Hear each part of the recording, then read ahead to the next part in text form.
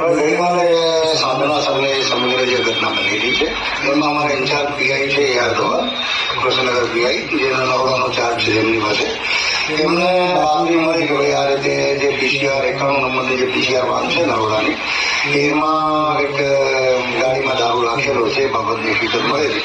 તેમણે તાત્કાલિક Naroda PSI VR ચૌધરીને જાણ કરી કે ભાઈ જે છે તાત્કાલિક પીસીઆર ચેક કરો અને જે કંઈ મળી આવે અંદરથી તો કાયદેસરની કાર્યવાહી કરવા જણાવે.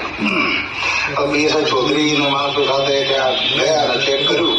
એક પીસીઆરના પાછળના ભાગે સીટમાં કાળા કલરનો થેલો મૂકેલો હતો એ ખોલી જોતા એમાં 2 બોટલ દારૂની મળી આવેલી સીલમાં અને 30,000 રૂપિયા રોકડા મળી આવેલા.